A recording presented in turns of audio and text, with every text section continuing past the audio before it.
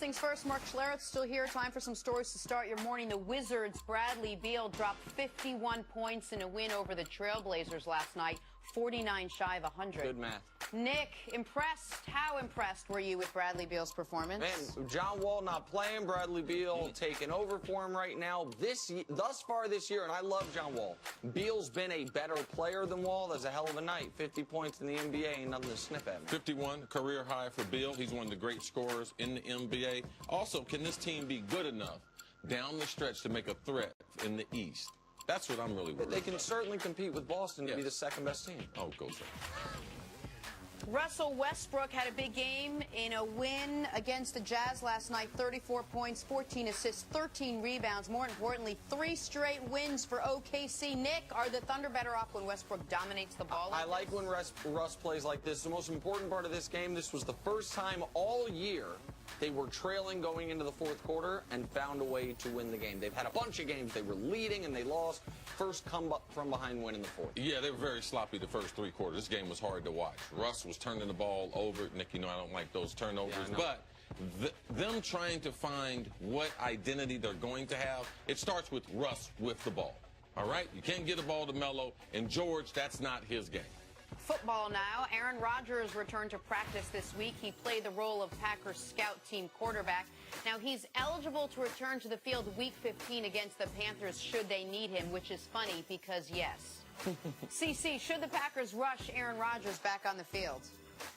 I mean, if the Green Bay Packers are consistent with all the other teams, what they're going to do, of course you're going to get rushed back. That's what NFL players do. That's what the staff does. That's what the doctors do. Yes, rushing back to play. Aaron Rodgers, because this is not an injury that can be permanent. He's got plenty of the offseason to heal, and this is an ugly roster without him. Oh, listen, if you are even sniffing the playoffs and Rodgers is available, I mean, you just saw how valuable this guy, he may be the MVP not playing, is how valuable he is. So, yeah, if he's able to go, you got to let him go. Football players play football. That's what they do. And finally, after starting 210 straight games, Eli Manning was benched 1 game for Geno Smith. And now we start another streak. Reports are Eli will start this week against the Cowboys. So much head scratching with the week that was. Mark, are the Giants making the right decision now going back to Eli? Did they see everything they needed to see last week? Everything is solved. Now we can go back to Eli. I mean, I guess you're just sitting there going, how stupid are we? Like, how, like, it seems you like knew. That's going around the league. Right. Mark. I don't understand. Like, you knew you weren't going to retain your GM. You knew you weren't going to retain your head coach. And yet, let's go ahead and besmirch our quarterback for a while who started 210 straight games and act like it's his fault. Like, how you let that happen to you as ownership of the Giants is beyond me.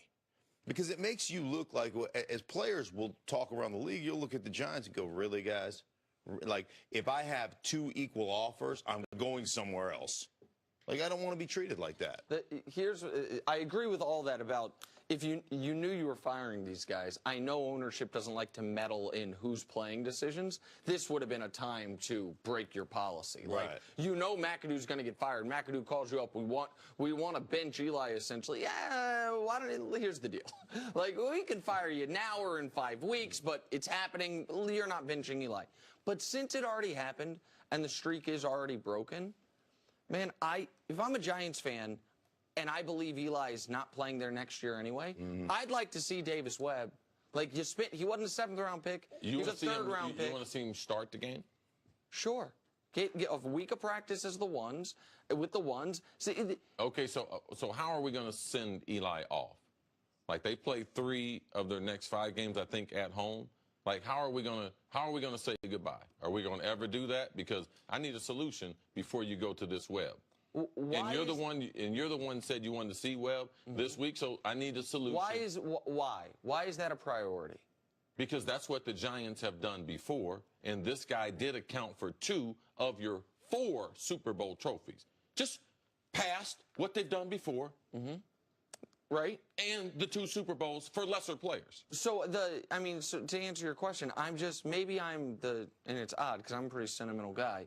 I just don't have this, like, I feel like the important thing for the Giants is making sure the New York Giants as a whole are in the best position to win in 2018.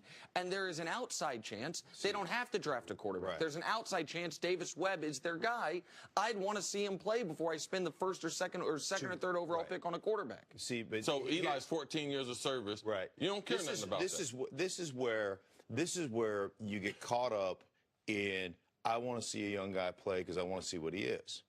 Where I get caught up in, I'd like to see a veteran quarterback be treated the way he should be treated after winning 2 Super Bowls, because it's the best thing for my franchise, and not to disenfranchise players.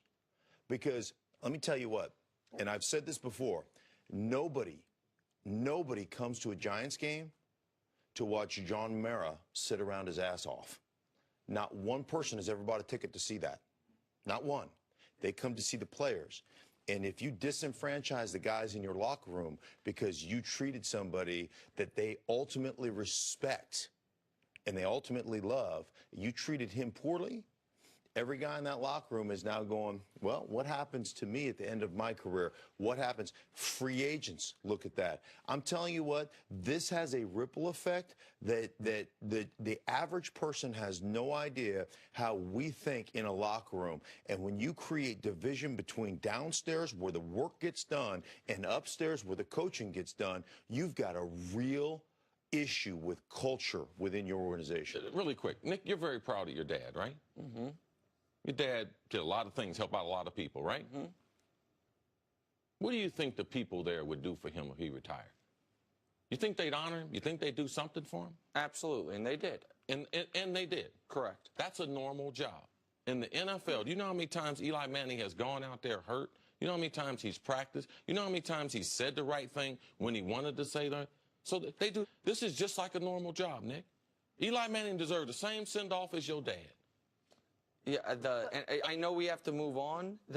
There was not someone in a regular job, in my dad's instance, whatever it is, there was not someone waiting in the wings that you would want to find out information about him to better, in my dad's case, the Kansas City Firefighters Union. Like, that didn't exist. And I listen, your points about what it does to the locker room are well taken, and I'll be honest, something I hadn't fully done the math on. Like that, if we're worried about 2018, what this could do to 2019, 2020, guys wanting to come there.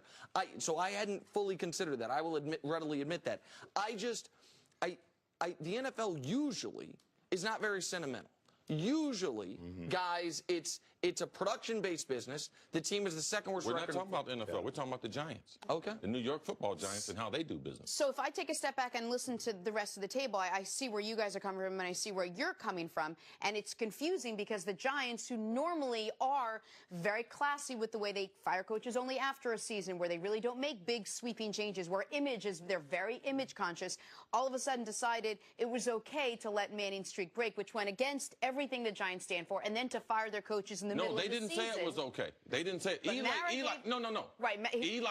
He said he didn't want to. He said, if I can't start, I don't want the situation the way it was. So the way it ended up, it was even on the table that Eli doesn't play the whole game. And then to get rid of the coach and the general manager mid-season goes against who they are. So then I understand how we could say, well, maybe what they should focus on is just football in 2018, because they've already done it and they've already broken tradition with who they are. I'm just saying the focus starts with the guys who go out and lay it on the line. And that's what you really need to look at. And there are certain guys in a locker room that you can be unsentimental with and that you can fire and nobody really bothers. Everybody goes, hey, that's business. And then there are certain guys you don't mess with, because they have so much respect from their peers. Guys, remember this, if I ever have to leave the show, just focus on tradition and big Olivier Vernon. Let's focus on the team. Eli will